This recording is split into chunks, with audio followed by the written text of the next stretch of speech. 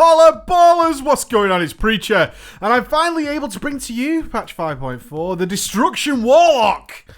The meatiest class. And I say class, the Warlock is the meatiest class of this expansion and has been for several patches. However, one of the most surprisingly lax in terms of information on the internet is exactly how this Warlock works, which is weird.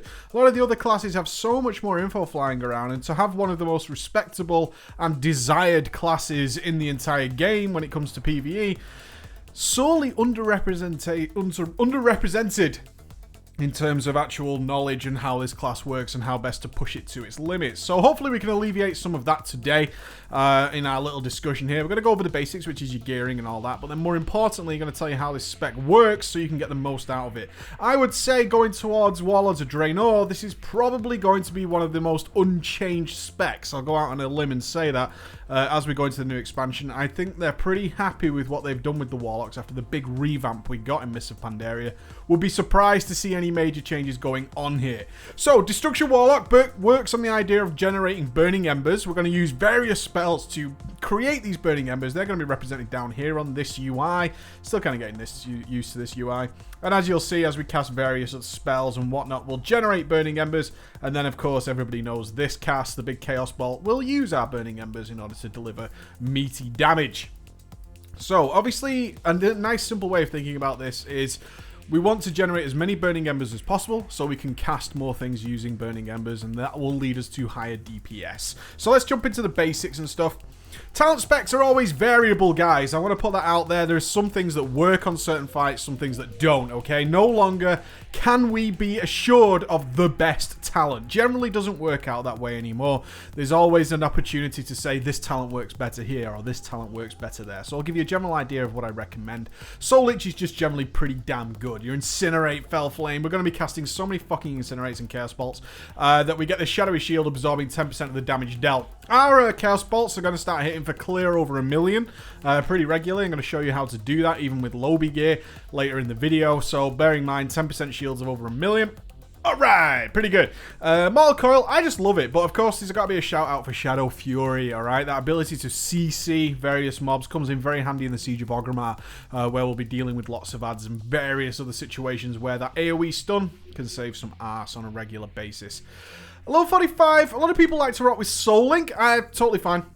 I agree. I've been trying out various different things. Every time I make one of these videos, I try out all the different talents just to sort of assure myself I know what I'm talking about. Soul Link would be my default choice. In fact, I'm going to switch it over right now. Yay! Oh, lovely. Don't you just love UI errors? They're the best, aren't they? Soul Link, obviously, I'm going to be using Grimoire of Supremacy, which is going to give me that wonderful opportunity to keep my pet out. So Soul Link is going to be very beneficial to me. I'm going to keep that there. Level 60...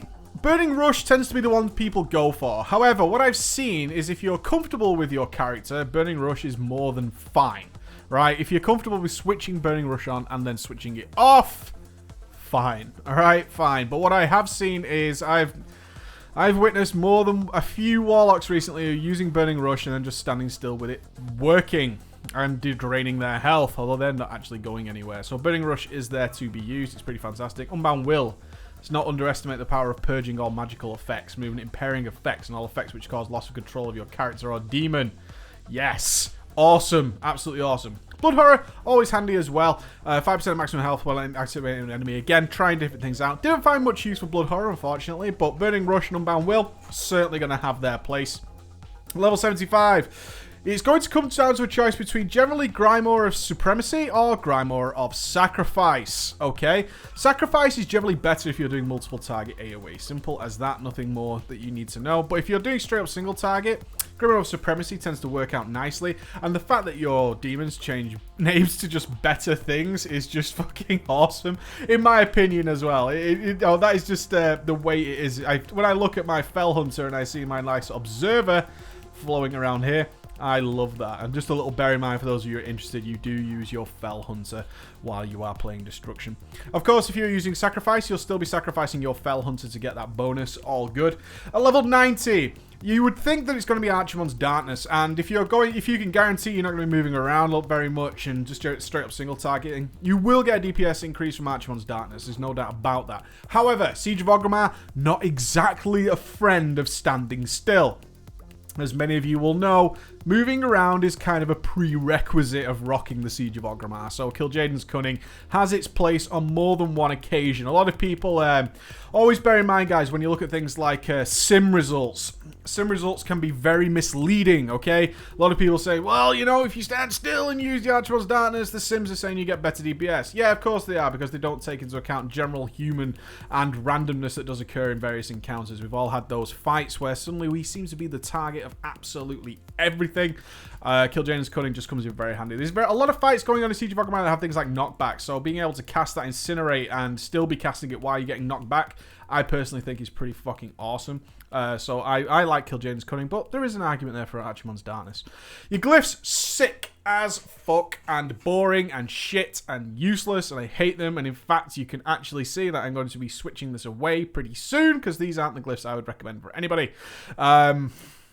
I don't like them. There's always a thought for Ember Tap, you know, heals you for 5% of your health. Boring. Eternal Resolve. This is actually pretty good. I'm not going to argue too much with Eternal Resolve. It changes your Unending Resolve, can no longer be activated, but passively provides 10% damage reduction. So there's a lot of fights where there's just constant damage being wailed down on your character. Generally not a big problem for Warlocks anyway, especially if you're rocking the talents we talked about earlier, like Soul Leech. Generally not too much of an issue for us Warlocks, but if we do have constant incoming damage, then Eternal Resolve is going to come in really nicely. Conflagrate might get recommended to you. Conflagrate no longer requires Immolate to snare the target. Wow. Boring. The glyphs are just shit, guys. I'm not going to lie to you. The glyphs are crappy boring. So pick whatever you want. You're not really going to have too much of a fucking problem. You're really not going to have too much of a problem. Just try to stay away from Havoc. Havoc's just a pain in the ass to have on a longer cooldown. We're going to be using Havoc in some really awesome ways, so don't worry about that too much. Your minor glyphs, again, nothing really important. There's a Walk Over Water, I believe, if I'm right. It's in here somewhere. Glyph of Nightmares, is it? Your Dreadsteed, your Felsteed and Dreadsteed can cross water while running and leave a trail of flames. Yeah, exactly. Bye. Boring. No good. So, how do we play this and what are our stats? Okay, so you might think a lot of these things are actually affected by critical strike rating, more than you probably realize. Because you see here, these things that generate Burning Embers. We've got Immolate, we've got Incinerate, we've got Conflagrate. And you'll see at the bottom there, it generates Burning Embers. Critical strikes double this effect. So your instinct is going to be, I need a lot of critical strike, okay? I need a lot of crit because that's going to double the amount of embers I get. And then you told me at the beginning of the video, Preacher, that that's going to help out a lot. So what you see here, the same with Immolate, critical strikes generate Burning Embers. Incinerate, critical strikes double the effect. So you're thinking crit, crit, crit, crit, crit. Not quite. Not quite. In fact, what we go for instead of critical strike rating is mastery, okay? We're going to be getting a lot of mastery rating, and that's going to be reflected in our gear. We're going to be going for like mastery gems in our yellow slots, hit mastery wherever possible. And this is a question that's come up a lot. Is Preacher, why are you recommending things like hit and mastery when I have so much hit on my gear that I'm just reforging it away just to gem it back in? That's because when you're reforging away, you can put more useful stats in, okay? It's far more useful to be gemming for a little bit of hit mixed in with another stat. So what we're actually trading in gems is some hit and a useful stat while reforging away that hit and getting more useful stats. That is the idea. We want as many variations on hit gems as possible. So we've got hit mastery there, expertise mastery there, and hit mastery. Really cool to get as much hit and stuff and another secondary useful stat in on as gems as much as possible, and then getting away from hit wherever we can on actual gear, because we can turn that into more useful things. We're generally doubling up on our useful things. Our mastery, and this is the reason, our mastery is far more reliable, consistent, and useful than the critical strike chance. Critical strike chance is great. Absolutely fantastic. No complaints. We get double the embers. However, our mastery is just going to be far more effective, and it also has another effect as well. It increases the damage of Immolate, Incinerate, Fellflame, and Conflag by 21% on my character here. And then it also increases the effectiveness of Burning Ember consuming spells. So we're getting all that bonus that goes into our Chaos Bolts, all that bonus that goes into our Shadow Burns, okay? We're getting all that extra bonus, all from mastery, whereas crit is helping us generate them. But what we actually want to do is make sure that when we fire off those spells, we're actually getting huge amounts of benefit from this. So that's your gearing and stuff right there. So how does it work? Single target is actually very easy, but, and this is a big but, there's a caveat that comes with playing Destruction. And that is that we need to wait. Destruction Warlocks and Warlocks in general have a wonderful, wonderful ability to wait until they are most effective before unleashing their army of death, which is in terms of Chaos Bolt and Shadow Burn. So, especially, you're going to want to use something like Tell Me When Our Weak Auras. Okay, this is a very simple one I've set up for this video, which is just tracking my Immolate. Alright, you can see I've got my main spells there, which is the Shadow Burn to let me know that this target's dropped below a certain percentage of health. I've got my Conflag, Fire and Brimstone, we'll talk about soon. Dark Souls, Rain of Fire, Havoc, and more importantly, this one down here. Now, this is actually tracking Skull Banner. Skull Banner. Skull Banner is incredibly important while we're playing Destruction. Alright, Skull Banner is very, very important. It's crucial that in some fashion you know very clearly when somebody in your raid has casted a Skull Banner, because that's going to give you massive bonus towards your Chaos Bolts, okay? It's almost as important as getting sort of a huge Mastery proc or a huge Critical Strike chance proc. As you see, Chaos Bolt always critically strikes. In addition, the damage is increased by your Critical Strike chance. So anything that buffs that, including your Mastery, you want your Chaos Bolt to be involved and casted at that time. Because our lovely demonic Burning Embers actually take time to fill up, we can track them and we can store them until these things occur. Obviously, if we're about to cap Burning Embers, we're going to go ahead and get rid of them. We don't want to cap them and just sit on Burning Embers. We want to be ready and raring to go when we have big procs, though. Alright, so when that Skull Banner is dropped, when we get that huge proc from one of our trinkets, all that kind of stuff, that's when we want to cast them. And until then, we're just building and storing our Burning Embers. We're going to keep Immolate on our target, okay? See if you've got a nice buff there. Bear in mind, again, what we said about that Critical Strike bonus and what your Dark Soul does, okay? Very important. So I've cast my Dark Soul there. You can see I get this crit chance increased. Remember how dots work. You want to be keeping an eye on your Dark Soul, because while that buff is up from your Dark Soul, all the Critical Strike bonus, which is now at like 30-40%, especially in a raid, is doubling the amount of embers we're getting from it, okay? Same with all this. While you're casting spells under the effect of Dark Soul, you're actually generating so many more embers because of that Critical Strike chance doubling effect we talked about earlier. Dark Soul, very cool, so make sure you're recasting things like Immolate just before Dark Soul runs out to keep that big buffed Critical Strike chance Immolate ticking on the target as much as possible. So we're going to keep Immolate up. Obviously, you want Curse of Elements if no one else is providing it. Stick it on the target as much as you want. Conflag, keep a track of Conflag. It has 2 charges, but you don't want to sit on 2 charges because you're just wasting embers. And you're filling with Incinerate. Very simple. Okay, I can't get this across enough. It's very, very simple. We're just keeping Immolate up. We're casting Incinerates. We want to make sure we're using our Conflag. We'll get this Backdraft buff. Don't cast Chaos Bolt with 3 stacks of Backdraft or above. Okay, and other than that, we're just chilling. We're just building embers. We're not doing anything else. We're just burning embers, generating them, keeping Immolate ticking. Simple, simple stuff, guys. If we're about to cap, we'll go ahead and we'll get rid of the Chaos Bolt just to use an ember. But all the time, guys, when you're playing this class, you are waiting for the opportunity when your Chaos Bolts will hit the fucking hardest. As simple and as easy as that. Everything else is just wasting time, generating resources. Oh, it's not quite happened yet. Here's a Chaos Bolt for your face, mister. I'll cast it now because I'm going to be generating another one now. It's all about patience. Patience. I see a lot of people come to me with their Destruction Warlocks and they're 2 guys very similar. They're comparing themselves to the guy in the raids. Why is this guy getting things like 1.6 million Chaos Bolts and I'm not getting that? That's because he's simply playing the waiting game. Your instinct when you get a Burning Ember is, oh, I can Chaos Bolt, I can Chaos Bolt. Oh, but my Dark Soul just came up for the other guy, right? My Dark Soul just came up. He's been chilling, and now he has this massive Critical Strike bonus, and his Chaos Bolts, every single one of these, is hitting for so much more. And this is why your Skull Banner is so important, because quite frankly, adding on an extra load of Critical Strike damage onto a spell that can guarantee crit, that's important, guys. That is very, very important, okay? Very, very important. You're going to take your time with Destruction. Really allow it to do its thing. Really allow it to wait, play the game. Just build your embers. Waiting for either Dark Soul or we're waiting for things like Skull Banner to really hit home every single time with those Chaos Bolts, and you'll start seeing dramatic amounts of difference. Now, in AoE, we'll discuss this briefly because most of you will have seen some crazy AoE going on. AoE is where the game gets switched up. The single target play is very slow and very steady. Very slow, very steady. If we have more than one target, we're definitely going to want to using Rain of Fire, okay? Luckily, Rain of Fire has been changed, so if you use it single target, it's the most trivial DPS increase ever, and more than likely will lead to a DPS loss because you're trying to keep it up. I would say something like a Tell Me When or a week or just to track how long Rain of Fire lasts. Very nice for while you're AoEing to keep that Rain of Fire ticking consistently. Note that Rain of Fire is actually a buff on yourself. Very important. Rain of Fire, how does it work and why is it so important? This is what you need to know.